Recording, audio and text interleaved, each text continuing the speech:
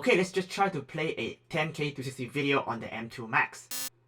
Whoa, what the? Did it just crash? Oh, it did just crash and restarted.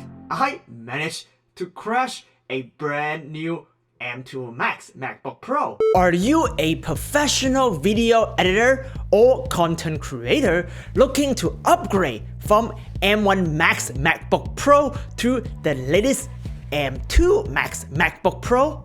What about the Mac Studio 2023 right here? How is that compared to M2 Max in a real-world editing scenario inside editing software like Adobe Premiere or DaVinci Resolve 18? We all see reviewers running it on 4K media and they run fine. You don't need an M2 for TikTok video. So how about 6K video from Insta360 X3? 8K Canon RAW LT on a Canon R5C. What about using M2 Max to edit 8K 120 frames per second RED R3D shot on the RED V-Raptor 8K? Let's push the limit to see if the M2 Max MacBook Pro is better than the Mac Studio with M1 Ultra. And what's up with the crash? We will answer all your photo editing and video editing related questions in this in-depth video. We will even cover AI to see which Mac is better for Topaz Video AI. So get a cup of coffee and let's dive right in.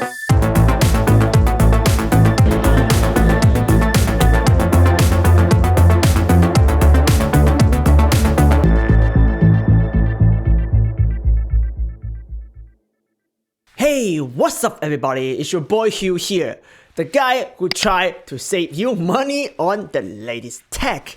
In front of me, we have the maxed out M1 Max MacBook Pro. Here is the spec, and the maxed out M2 MacBook Pro, and the Mac Studio with the M1 Ultra, also maxed out. We pay for all our machine, and this video is not sponsored. We are returning one of these computer though, but you need to watch to the end to see who is the loser to go back to Apple Store. Let's fire up Blackmagic RAW Speed Test to compare how they handle RAW files in editing, like Blackmagic RAW. For 8K RAW ingest CPU, M2 Max is 12 frames per second faster than M1 Max. In 8K Metal GPU, it is 35 frames faster, so average 15 to 20% speed increase. In theory, pretty impressive. Let's take a look at M1 Ultra. M1 Ultra is significantly higher than M2 Max, like over 20%. Now, let's take a look at the internal SSD speed. I purchased a 4TB for internal storage on my new M2 Max because it is impressive write speed. It reached 6,543 megabits per second with 5,328 megabits per second read speed. The read speed is slightly slower than the M1 Max, which is very strange, but the write speed is almost 500 megabits per second faster than M1 Max. M1 Ultra again surpassed both of them, reaching over 7,000 megabits per second write speed. Write speed is very important in video editing. For me, 4TB SSD is enough on any Mac. In VR video editing, we are hungry for space. One day of shooting in RAW will take up over 4TB of storage, so it's not cost effective to buy Apple SSD. Okay, now fire up Geekbench, every computer reviewer's favorite software to benchmark. In terms of CPU, single core or multi-core, it is about 18% better on the M2, on par of what Apple advertised. M1 Ultra actually has a worse single core score, but is a lot better at multi-core. Well, the starting point of the M1 Ultra is many cores, but there is application or plugin that will only use single core processing. In that case, M2 Max is a faster option. So really research your favorite plugins and software to make sure you can benefit for this expensive multi-core investment. Now take a look at GPU. GPU Metal, which is Premiere, DaVinci Resolve, and Final Cut Pro use, M2 Max is over 20% better, M1 Ultra, which has way more GPU core than M2 Max, only have 11% more, which is underwhelming. You see later in the application reflected this number as well. Yes, M1 Ultra is faster, but we barely see the difference at this point with the M2 Max release. And not many applications are even capable of using up all the M1 Ultra GPU cores. It makes that 38 GPU cores only look nice on the spec sheet. This is why we test on software like PTGui, Affinity Photo, Photoshop, Insta360 Studio, and even Topaz Video AI to show you real-world differences. More on that later. Last benchmark for VFX and 3D artists, we fire up Cinebench and also MX Power Gadget to test single core and multi-core 3D render and CPU-GPU temperature, aka thermal throttling. Well, the good news is there's absolutely no thermal throttling. An interesting fact to point out, single core performance on the M2 Max is like #1 on the list, even compared to top spec PC. And for multi-core performance, Mac Studio did not even reach the top 3 with a pretty low score compared to other high-end PC. It does not make me feel good for such an expensive Mac Studio right here. Now, let's fire up some application to do real-world tests. I am a special kind of creator. I make 360 photo on Facebook and high-end virtual tour for clients that pay the top dollars. If you're a 360 and VR content creator, just like me, the following are literally all your favorite editing softwares. If you are not, this is also a great benchmark for you. So, for 360 photo editing, with a touch of AI, we use Affinity Photo 2. It is silly to upgrade to M2 or M1 Ultra if you only do photo editing or 360 photo virtual tour. But let's continue to entertain the concept to see if we really have seen any difference in performance.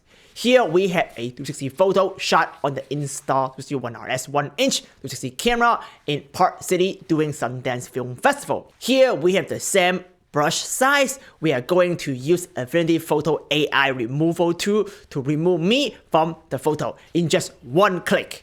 Voila! M2 Max is like half a second faster than M1 with a lot better result as well. Let's open up Adobe Lightroom to process some high-resolution 360 drone photo with my Mavic 3 Pro Cine. I'm gonna do my regular photo editing, copy the same setting to all the other 25 DNG RAW photo, select them all, and export them all at the same time. M2 is 7 seconds faster than M1. Now we open up PTGui Pro to stitch all this photo into one giant 360 panel photo. Go ahead and render this 21K massive photo in 16-bit TIFF. They are about 8 seconds different. M2 Max is about 30% faster than M1 Max. They are both lightning fast, but 30% faster is kind of a big deal. Okay, enough about photos. Let's use it on 360 video, which is probably why you want the upgrade. Open Insta360 Studio 2023. We load in some 5.7K 360 video shot on the Insta360 X3. Me snowboarding. Let's turn on stabilization and lock it. And color plus, because why not? Now turn on all the GPS overlay effects as we have the GPS action remote thing that can keep a data. At this point, if you have a slow computer, it will struggle, but both M1 and M2 is running smoothly. We change it to TikTok format. Now go ahead and render, max out bitrate to 200, and we use a stock 265. All are processing heavy. So for a 1 minute Insta360 X3 video, M2 Max take 36 seconds and M1 Max take 44 seconds, 8 seconds different in speed. When I do the same 1 minute render with the M1 Ultra, as you see right here, it takes 45 seconds to finish. Ran the slowest. So we have a reasonable belief that the Insta360 Studio is a single core application. Single core application speed matter the most. Now go ahead to render the same 1 minute video in full 5.7K 360 video in Apple ProRes, native codec for further editing inside Adobe Premiere or Davinci Resolve. A very important workflow tip for all the 360 video editors out there. M2 Max again is the fastest, is 25 seconds, 22% faster than M1 Max. It is also faster than M1 Ultra because single core limitation in the Insta360 Studio. We continue to run tests on 6K 360 footage shot on the Insta360 1RS 1-inch 360 edition. The result is very similar. For Insta360 GoPro or other consumer 360 cameras or 2D cameras, even though the resolution is like 6K, you really don't need powerful computer. So if you have the M1, it is more than enough and no need for upgrade to M2. Now let's move up to the professional level test. We are going to render a 10K by 10K 3D 360 video shot on a very expensive Insta360 Titan. We are using the free Insta360 Stitcher for stitching. We are going to render out Apple ProRes 422HQ in full 10K resolution. For a 1 minute video, it will take 24 to 28 minutes to finish. There is not much of a performance difference between all the model, which is a shame. I do believe this is a software issue. The risk of getting the latest best computer is that your favorite software might not be fast enough to upgrade using the latest archetype, especially for very specialty software only aimed at high-end professionals. Something that you need to be aware of in your particular industry. Next, we are going to explore professional cinema camera and a Canon R5 or R5C in 8K 60 frames per second in Canon RAW LT. Recently, Canon released a new EOS VR utility that allows us to process RAW LT using the latest Apple M1 chips. Detailed tutorial is right here. Now, we want to find out if this works better on Apple M2 chips or the M1 Ultra. We are going to turn off Quick Edit under RAW development and crank up the sharpness and noise reduction to the max.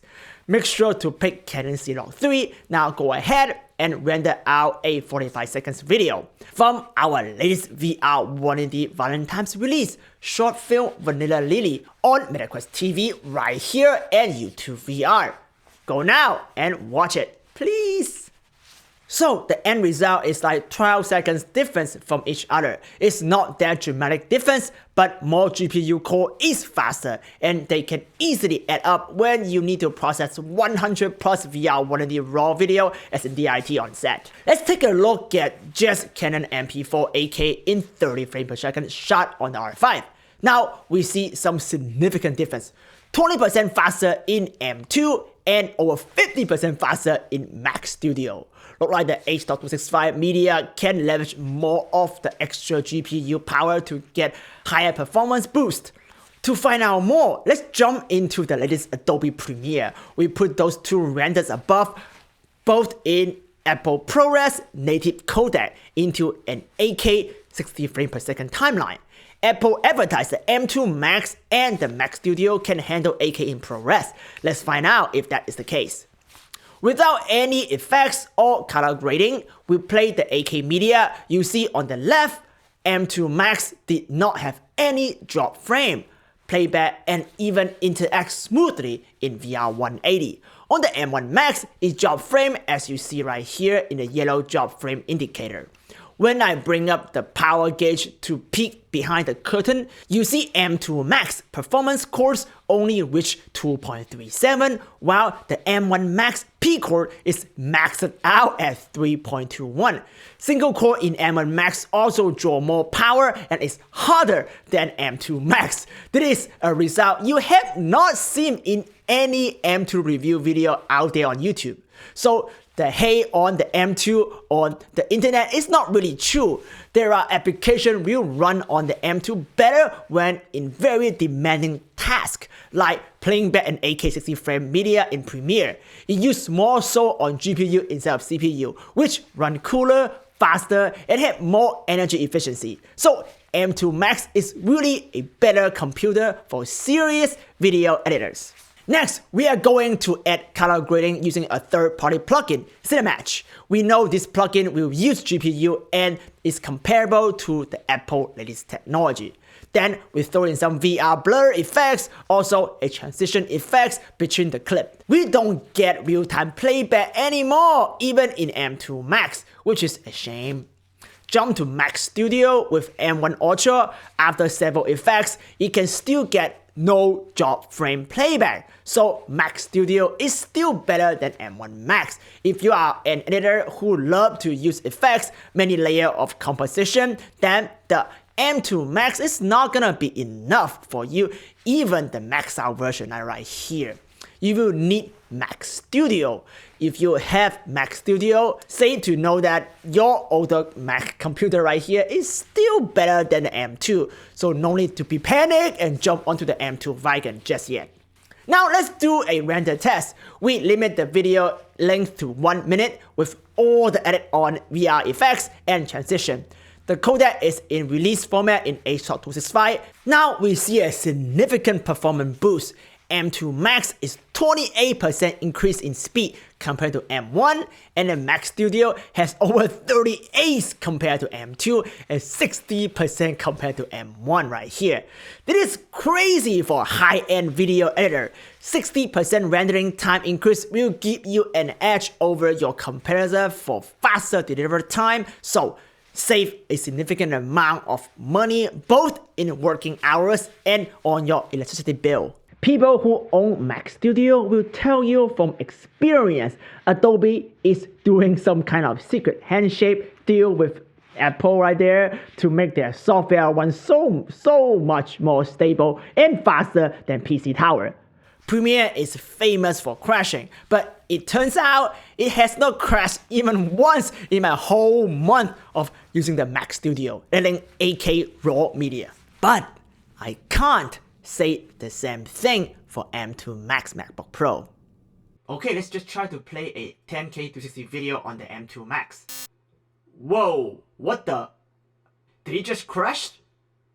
Oh, it did just crash and restarted. So what we did here is to import a 10K by 10K Insta360 Titan video in ProRes 422HQ. We have no idea why M2 Pro crashed. The same media is fine on the M1 Max. To be fair, it's also crashed in DaVinci Resolve. And I never see my M1 Max crash like this in the 2 years of usage. So we don't know.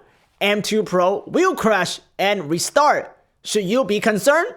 Do you know the reason why? Comment below and let's discuss. It's a major part of our viewers here edited in this video using the mixed codecs and mixed camera media. So next thing we are going to test is editing 360 video in 5.7K with the Insta360 X3 and 6K and Insta360 1RS 1-inch 360 footage. The X3 is in H.265 and the 1RS is in ProRes. We drop in VR projection effects on 1RS to scale it down to 5.7K. We add the VR rotation effects on X3 to reframe the video. We then add a 30% VR blur on the X3 and 20% VR sharpening on the 1RS. Drop in the VR light leak transition as well. So this is most of the thing that you probably will do on your video as well.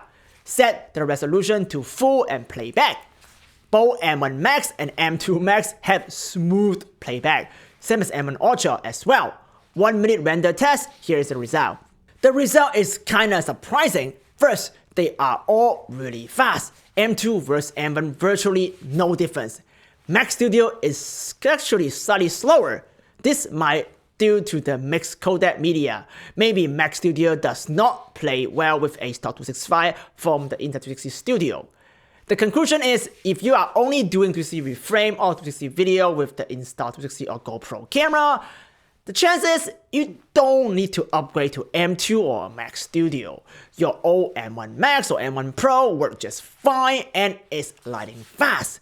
Insta360 product is optimized with Apple product just by the fact that Apple Store selling Insta360 camera. You know there are some kind of optimization between the two companies, probably behind the scene. We can't talk about professional editing without doing a test on the RED RAW R3D media. So we are going to feed Premiere with 8K 120 frames per second slow motion footage shot on the RED V-Raptor 8K with the Canon Specialist. We are one of the few studios shoot professional VR 1D video on RED cinema camera. So hire us if you want the absolute best quality video in VR. We drop in the 8K RAW LT file onto Premiere. We are shooting a skateboarder and his dog at the Venice skate park. It is slow motion footage shot in 120 frames per second and playback in 60 frames per second on an 8K timeline. Both the M2 Max and M1 Max is struggle to playback without any color even done to the footage. Mac Studio is also struggling and dropping frame, unfortunately. Now let's move on to Blackmagic Davinci Resolve Studio. Same as Premiere, Resolve playback smooth in full 60 frames per second on M2 Max, but struggle on M1 Max. We decided to do something crazy here in Resolve. We jump into color page, and again the Cinematch plugin to do a color space conversion from C.3 to Rec 709. We then add 50% denoise strings and a sharpening on the footage. Playback.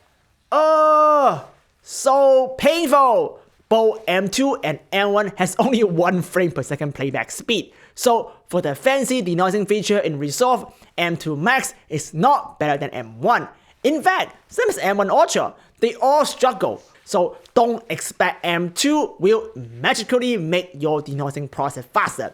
It will not, for 8K media at least. For denoising though, we recommend Neat Video 5, which is optimized for M2 Max computer, but I will save that workflow video on my next tutorial. Denoising is so crucial as part of a professional colorless workflow. I will do my best to come up with a faster workflow for Mac user, so don't worry about it. Just don't forget to subscribe if you have not already and hit the bell. Let's try RED. Again, both M2 and M1 are dropping frames doing playback. But this time, M1 Ultra has no drop frame playback in full resolution inside Davinci Resolve.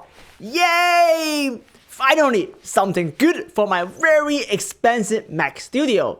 This real-world side-by-side comparison with the Topaz Media also show you how powerful Blackmagic Davinci Resolve is and why we want to focus on helping you to switch in VR as well.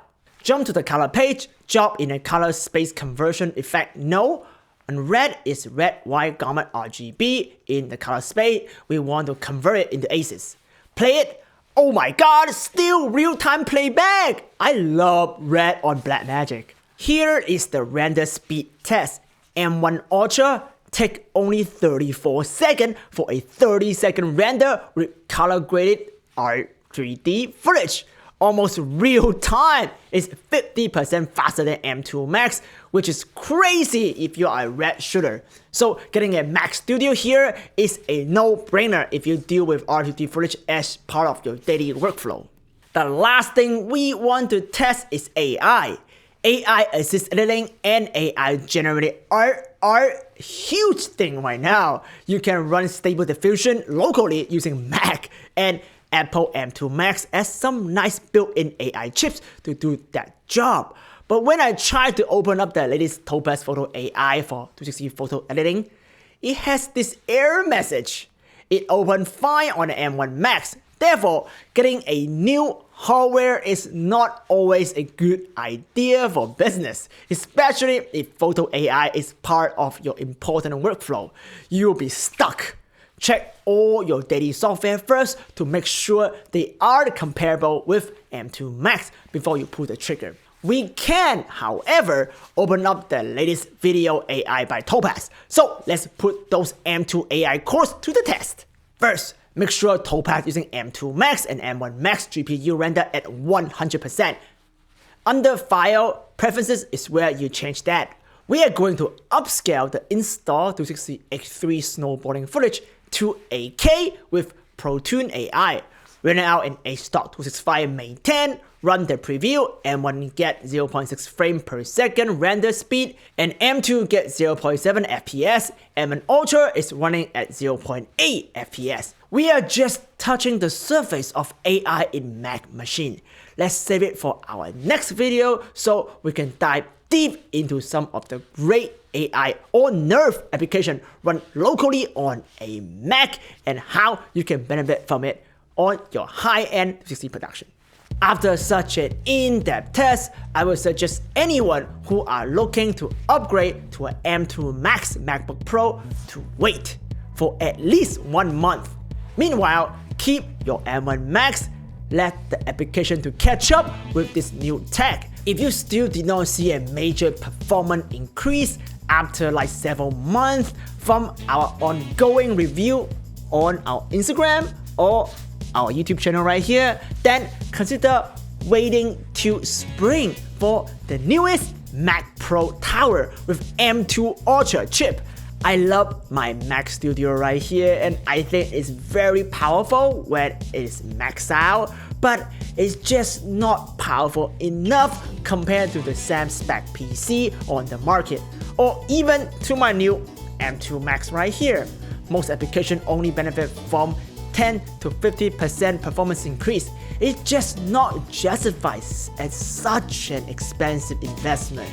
On top of that, if you use a Thunderbolt 3 massive drive like the G Speed Shuttle XL 120TB right here, you will have a problem connecting with it on a Mac Studio.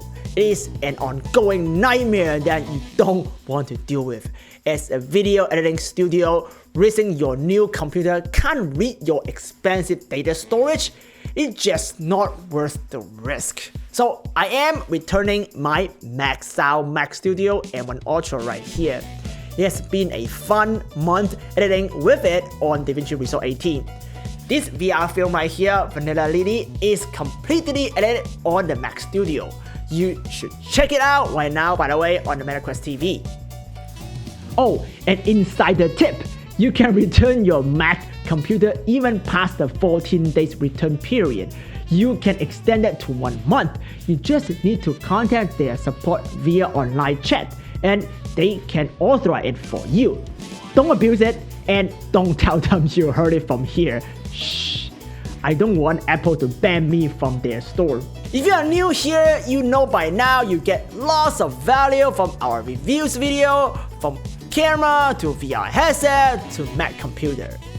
It will help this channel a lot if you subscribe and help us make more in-depth, unbiased, practical video just like this one. We will also release update video on my Instagram right here. Like when the Photo AI problem is fixed, I will let you know in my Instagram story. So please follow me on Instagram as well and also TikTok, so you can stay on top of your editing game. Until next time, see ya my friends!